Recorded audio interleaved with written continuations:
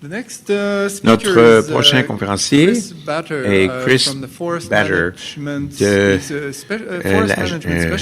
spécialiste en gestion forestière auprès du ministère de l'Agriculture et de la Foresterie de l'Alberta. Il est dans cette unité depuis novembre 2011. Il a une maîtrise en foresterie de l'Université de la Colombie-Britannique et Chris Bater se spécialise en lidar et en télédétection optique pour l'étude de la cartographie des conditions forestières et des perturbations à partir de capteurs montés sur des satellites, des aéronefs et à l'occasion même des arbres.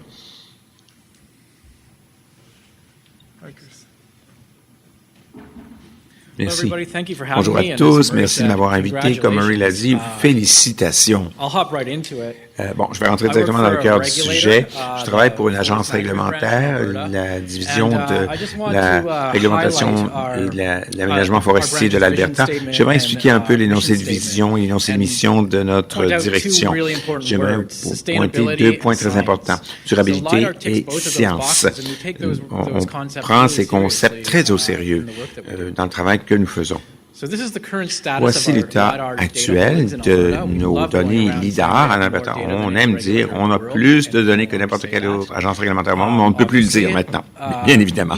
Maintenant, on a investi 20 millions de dollars, peut-être même 23 millions de dollars dans le LIDAR. Ça comprend l'acquisition de données et les investissements de recherche et d'autres initiatives. Alors, dans ma présentation d'aujourd'hui, je vais faire le contraire de ce que Murray a fait. Je n'entrerai pas tellement dans... Je vais aller au niveau de 10 000 pieds. Je n'irai pas dans les détails. Je vais parler des leçons que nous avons apprises en Alberta. Je pense que vous savez déjà la réponse à ça, d'après ce que j'ai entendu, mais quand même, je vais passer à la troisième partie de ma présentation et vous donner quelques exemples de certaines des initiatives que nous avons entreprises au gouvernement de l'Alberta. Je vais être clair. Je ne peux pas parler au nom de l'industrie ici. Je travaille pour le gouvernement. L'industrie et le gouvernement ne se parlent pas toujours. Il faut être franc quand même. Et bon, très rapidement, nous avons déjà vu cela, mais ce sont les deux ensembles de données que j'ai en tant qu'analyse GIS. Pour analyse du gouvernement d'Alberta, on a accès à ça. Des zones ombrées, terre nue et un modèle de surface numérique. C'est les deux types de données qu'on a au gouvernement d'Alberta. Si vous êtes devant votre GIS, vous pouvez sortir ça très facilement. Si vous voulez d'autres choses dans vos données LIDAR, ça devient très difficile. Je vais y revenir dans quelques instants. Pour ce qui est du contexte maintenant, les DIM de 100 mètres, c'est le DIM officiel, le DEM officiel pour le gouvernement de l'Alberta. C'est le DEM sur lequel on base nos décisions. C'est difficile à croire, mais quand j'étais un géomorphologiste il y a 10 ans, des DEM de 100 mètres, c'était supposé très bon, on trouvait ça très bien. Maintenant, on a des données qui vont à 1 mètre de discrimination. C'est pas encore incorporé dans la politique, on ne peut pas forcer les gens à prendre des décisions en fonction de ces données au mètre. Ça pourrait arriver un jour, on ne sait pas, mais je vais vous donner deux mots ici. Transformatif et perturbateur. Parce que c'est pas tout le monde qui veut savoir toute l'information qu'on peut avoir dans cette carte au mètre près. Quand j'ai trouvé que Murray venir, je voulais absolument mettre ça. C'est un document très important dont on parle beaucoup, coût-bénéfice. Et ça me permet d'aller voir ma direction et leur dire, écoutez, la LIDAR, ça se paye tout seul. Murray Woods l'a prouvé. Merci, Murray. Alors, actuellement, je vais passer tout de suite à la partie principale de ma présentation. C'est une analyse force, faiblesse, opportunité, menace. C'est un outil de planification, une analyse SWOT qu'on peut utiliser pour planifier l'avenir. J'ai utilisé ça pour écrire mon plan de quinquennat. SWOT, ça veut dire force, faiblesse, opportunité et menace. Et souvenez-vous que j'écris ça de mon point de vue en tant que scientifique gouvernemental et non pas... c'est pas un point de vue de l'industrie ici, mais je veux parler de notre expérience à la direction de l'aménagement forestière de l'Alberta. Je vais prendre un peu de recul ici pour vous dire qu'on collecte des données depuis longtemps, depuis 2008. On fait ça donc depuis un certain temps. Littéralement, cette année, on a reçu peut-être le dernier pouce carré de nos images forestières. C'est continu, donc on a pas mal d'expérience quand même. Les forces de nos données, c'est qu'on a presque 33 millions d'hectares de couverts. C'est beaucoup de données et ça couvre la plus grande partie des zones forestières de la province, des zones boisées. C'est incroyable comment ça nous donne. Je sais que c'est souvent assez âgé, mais comme Ray l'a dit, 1 point par mètre carré, c'est formidable. On ne peut plus acheter de choses avec 1 point par mètre carré. Maintenant, c'est le minimum de 4 points par mètre carré. Notre organisation interne, on a vraiment de la chance dans ma direction générale qu'on a tout le monde à la même place. D'un bout à l'autre. On a des biométriciens très forts. On a plus de 200 années d'expérience de GIS sur mon étage à moi. Moi, j'ai été engagé comme spécialiste de la télédétection, mais on a aussi plusieurs autres spécialistes de la télédétection dans notre division hydrique. Alors, pour des choses comme l'amélioration de l'inventaire forestier dont Murray nous parlait, on peut faire ça, nous, à l'interne. On est tous à la même place. Et si de nouvelles données PSP nous arrivent, on peut les intégrer. On n'a pas besoin de retourner un consultant. Et les consultants, comme vous savez, coûtent cher. Et on a une très bonne relation. On travaille d'un ministère à l'autre. C'est une bonne collaboration. Une grande partie de nos réussites provient de cette collaboration interministérielle. On va directement, souvent dans notre direction, dans notre division. On parle aussi à énergie, transport, les autres ministères. On parle à des géologues. C'est vraiment une expérience de collaboration. Et un fort appui de la part de la direction. Même si je vous dis que quand je dis qu'une information DM, c'est l'information, je parle particulièrement des gens en haut, là, des sous-ministres, tout ça, ils travaillent encore avec c'est eux qui reçoivent la critique alors que pourtant, il y aurait eu un ensemble de données qu'ils auraient pu utiliser, mais ils en restent au 1 point. Mais on n'a rien, on a beaucoup d'appui malgré tout. Et on le voit, parce que chaque année, depuis 2008, on a pu compiler de plus en plus de données.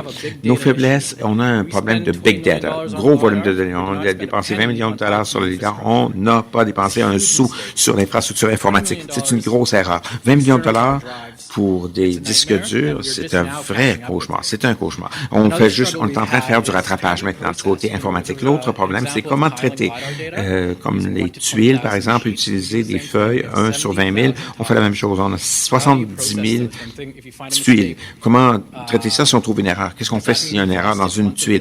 Est-ce que ça veut dire que vous avez perdu tout le travail de votre vie? On s'est aperçu, en fait, que Python a un module magique qui s'appelle multiprocessing, le multitâche. Et c'est ça qu'on utilise. On fait beaucoup de multitâches, de multitraitements. Alors, à la fin de la journée, on peut raffiner les choses, on peut traverser 70 000 tuiles et produire ces rasters à 20 mètres ou à 10 mètres en 6 semaines seulement, même plus vite quelquefois en utilisant Python et Fusion. Pour ce qui est de l'éducation, on a vraiment un enjeu ici. Je parle dans la province dans son ensemble, les gens ne savent pas à quoi ils pourraient utiliser ces données. Ils voient les zones ombrées, les côtes, les pentes, ils regardent ça, ils savent que ça va faire. Il y a des gens qui voient ça à l'envers, ils pensent que les cours d'eau sont des montagnes et les montagnes sont des cours d'eau. Enfin, bon, une fois qu'on a surmonté ce problème, les gens comprennent bien les cartes ombrées avec les côtes. On a la difficulté à exploiter des choses qui vont au-delà de la simple visualisation. Il faut s'asseoir, il faut faire des ateliers avec les gens, il faut l'expliquer aux gens. Et franchement, il y a des gens qui ne veulent pas changer. Il y a un problème de résistance au changement. L'autre problème, Laurel Chalmers-Murray qui va faire une présentation, Dieu te bénisse, Laura, mais on n'a pas vraiment beaucoup de capacité d'éducation en Alberta pour éduquer les gens pour les applications directes du LIDAR à la foresterie. Alors, nos jeunes forestiers qui sortent de l'Université d'Alberta, par exemple, ne connaissent rien sur le LIDAR. Ils n'ont jamais été exposés à ça. Et le financement. C'est un peu embarrassant quand on est un responsable du gouvernement. Quand on veut financer la science d'année en année, on ne sait jamais si on va garder ces bourses postdoctorales sur lesquelles on compte tant. Vous savez, c'est particulièrement terrible en Alberta. Il y a beaucoup de choses, des projets qu'on avait qui ont dû tomber parce que ça a été annulé, tout simplement parce qu'on n'a plus de financement. Je parlais un petit peu des politiques. Personne n'est forcé d'utiliser le LIDAR pour prendre ses décisions au niveau des politiques. Je ne sais pas si ça pourrait changer. Où est notre expertise de recherche en Alberta? Où est-elle pour ce qui est des applications en foresterie?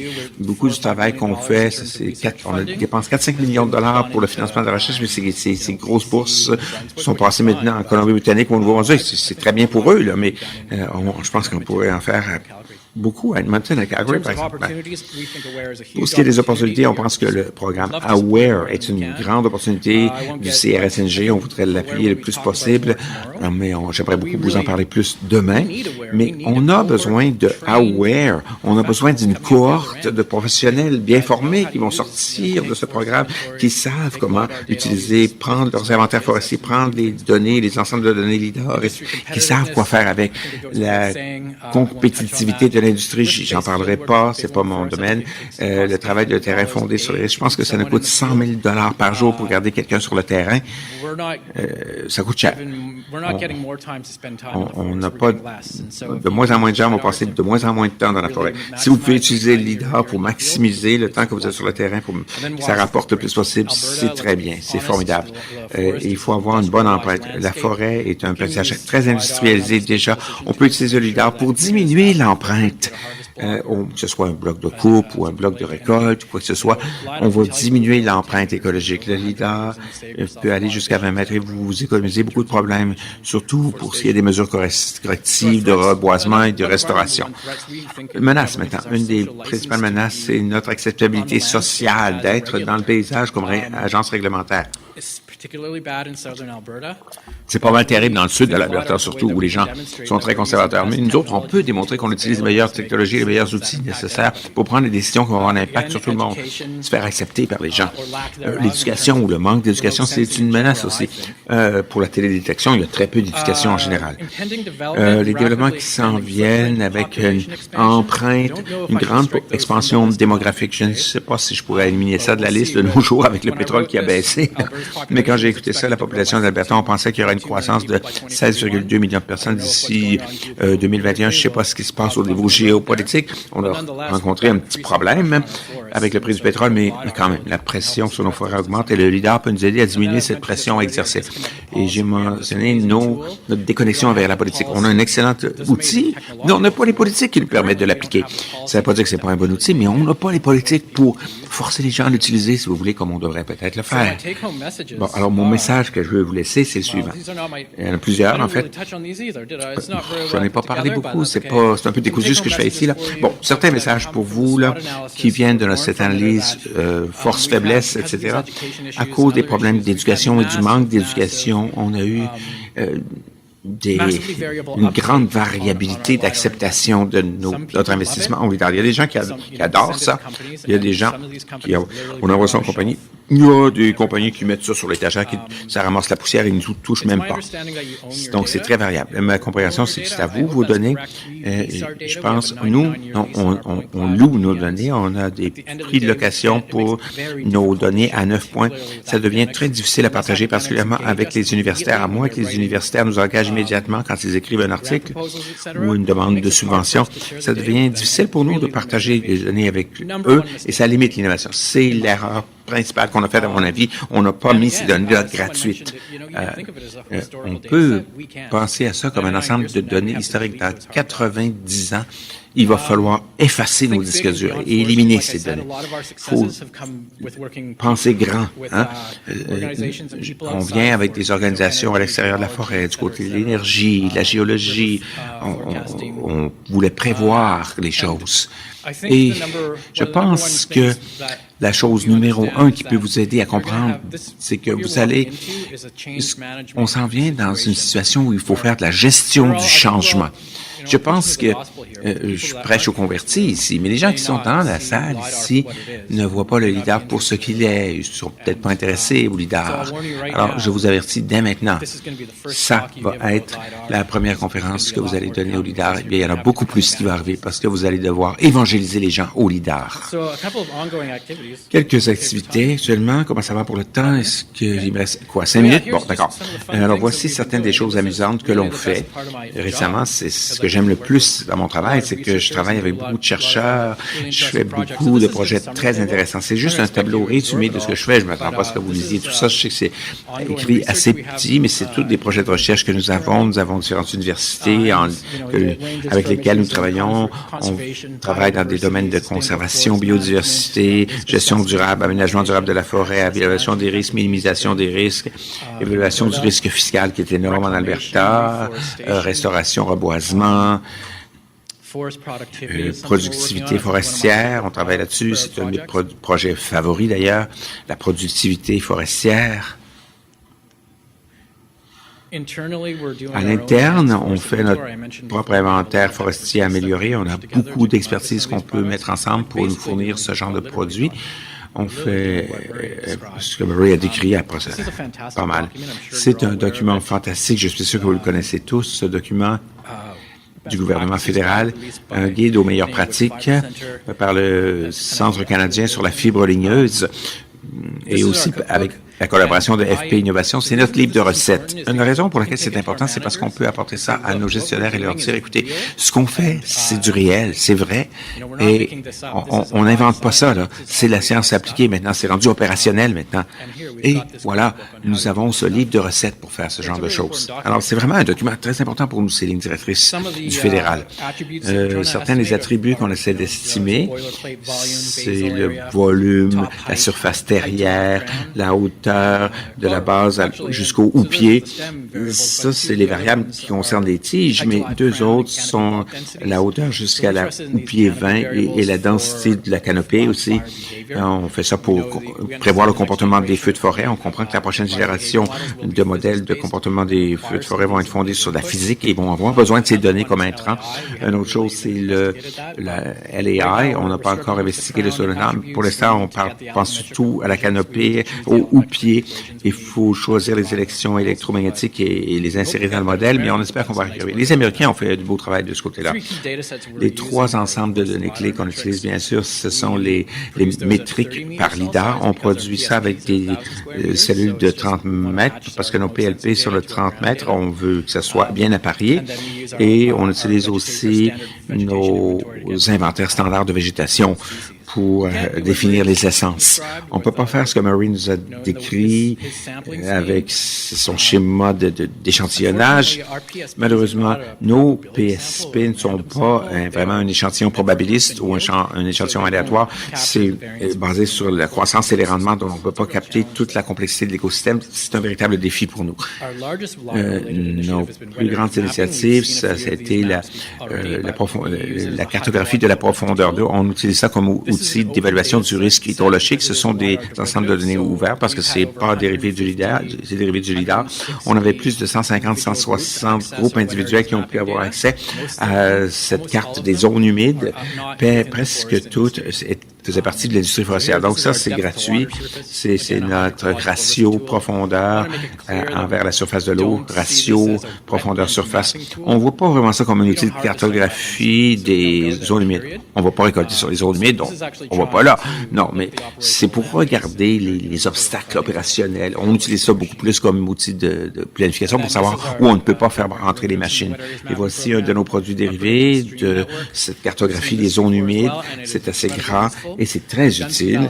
On a fait certaines validations sur les cours d'eau, les ruisseaux. On sait que d'habitude, c'est à plus ou moins 5 mètres de notre prédiction, 75% du temps. Un enjeu que nous avons, c'est comment classifier ces cours d'eau. Est-ce que c'est un cours d'eau éphémère? On ne peut pas faire de généralisation pour chacun des cours d'eau, on le sait. Surtout les cours d'eau de premier ordre ou de deuxième ordre, on ne peut pas faire de généralisation. Mais comment les classifier? L'attribut avec lequel il faut travailler, c'est l'accumulation d'eau. Est-ce qu'on peut, et la précipitation aussi, j'imagine, est-ce qu'on peut arriver à un modèle pour estimer ou classifier les canalisations de ces cours d'eau de façon pleine et complète? Je ne pense pas. C'est pas facile en tout cas. On fait un projet pilote et si je dois insister sur le fait que c'est un projet pilote sur la cartographie des zones riveraines, je parle de zones riveraines fonctionnelles, pas quelque chose qui est fondé sur les communautés végétales, mais conceptuellement, on regarde nos données de la cartographie des zones humides, on regarde nos sols, on regarde l'étendue de la plaine inondable fondée sur la profondeur de canal et on inonde le canal à tant de fois la profondeur. Ensuite, on regarde l'ombrage. Ensuite, on regarde nos hauteurs et nos surfaces terrières provenant des données LIDAR et on prend tous ces 40 attributs et on essaie d'estimer que pourrait être une zone riveraine fonctionnelle. Ici, on a notre profondeur de canal, pente qui nous aide à estimer l'ombre et hauteur de végétation, surface terrière qui nous aide à estimer un peu le volume et la contribution au canal et les estimations de la profondeur d'eau. Bon, un peu, ça vous donne un peu nos réseaux hydrographiques, notre plan inondable. On a éliminé ça à des tampons de 20 mètres de chaque côté parce que c'est des kilomètres de long.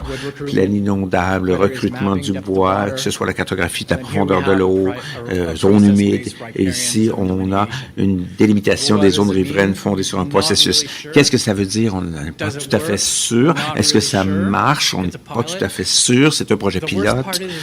La partie qui est la pire, c'est qu'on ne sait pas vraiment comment aller valider les choses sur le terrain. Mais on a fait ça dans 2 domaines maintenant et les résultats semblent vraiment prometteurs. Et finalement, je vais simplement parler d'un projet sur lequel je travaille avec Nicholas Coops de UBC, Nicholas Coops et Scott Nielsen de l'Université d'Alberta, relié à la biodiversité et la cartographie des habitats.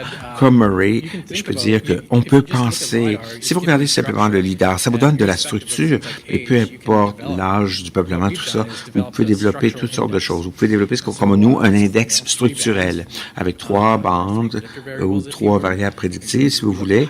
Et on regarde la hauteur, le 90e percentile de hauteur, ça vous donne en gros la hauteur maximum.